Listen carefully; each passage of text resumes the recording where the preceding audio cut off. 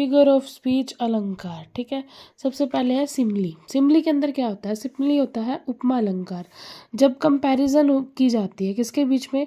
दो ऑब्जेक्ट्स के बीच में। दो चीज़ें अलग होनी चाहिए, यानी कि लड़की लड़की से कंपैरिजन नहीं होनी चाहिए।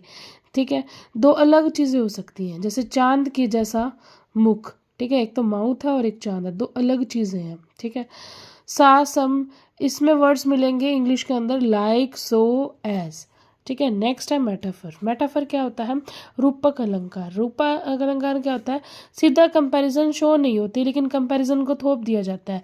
तुम ही चांद हो, जैसे तुम ही चांद हो। ठीक है, तुम ही चांद हो क्या है? रूपक अलंकार है। ठीक है, चांद के जैसे मुख, ये क्या है? उपमा अलंकार है, सिमली है। ठीक है, तुम शेर के जैसे हो। ठीक है, तुम शेर के जैसे हो तो होगा उपमा यानी कि सिमली। तुम ही शेर हो तो क्या हो जाएगा? रूपक अलंकार। ठीक है, यानी कि मेटाफर। आगे आता है पर्सोनिफिकेशन। पर्सोनिफिकेशन होता है मानवीकरण अलंकार, यानी कि नेचुरल ऑब्जेक्ट को, यानी कि जो ह्यूमन बींग्स है, लिविंग को लिविंग नो लिविंग की तरह ट्रीट किया जाए, पेश किया जाए, यानी कि फीलिंग्स को दिखाया जाए, वो होता है पर्सोनिफिकेशन। उसके बाद आता है हाइपरबोले। हाइपरबोले मतलब अतिशयोक्ति। अतिशयोक्ति मतलब बढ़ा चढ़ा कर कहना, ओवर स्टेटमेंट। ठीक है, यानी कि बढ़ा चढ़ा कर कहना। जैसे खून की नदियाँ बह रही हैं, तो ये क्या है? अतिशयोक्ति अलंकार है। आगे आता है इनिटोमोपिया।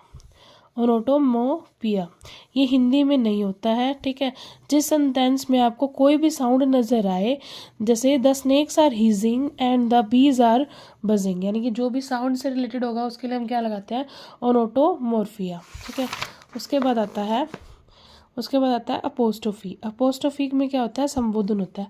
जब आप किसी को पुकारते हैं, ठीक है, यानी कि संबोधन करते हैं, एक्सक्लेमेटरी, इसके अंदर क्या मिलेगा? एक्सक्लेमेटरी साइन मिलेगा। उसके बाद आता है ऑक्सीमोरोन। ऑक्सीमोरोन क्या होता है? दो अपोजिट वर्ड, लव और हेट, जब एक साथ मिले, यानी कि अपोजिट वर्ड मिलेंगे। आगे उसके बाद आता है एंथिसिस। एंथिसिस में क्या होता है? आइडिया अपोजिट होगा, उसमें दो वर्ड अपोजिट होंगे, इसमें आइडिया अपोजिट होगा। उसके बाद आता है एलिट्रेशन, यानी कि अनुप्रास अलंकार, जिसमें क्या होता है? रिपीटिशन ऑफ सम साउंड्स होता है। उसके बाद आता है मेटोनोमी। मेटोनोमी में क्या होता है? कोई भी चीज़ है किसी और को इंडिकेट करती है, एक बात दूसरी को क्या करे? कन्वे करे। जैसे पेन ज़्यादा ताकतवर है तलवार से, मीन्स एजुकेशन क्या है? एजुकेशन की बात हो रही है। ठीक है, देखो सबसे पहले क्या था? फिगर ऑफ स्पीच के अंदर सिमली था, रूपक अलंकार। ठीक है, जिसका एग्जाम्पल है she is as lovely as the rose. उसके बाद है मेटाफर, रूपक अलंकार।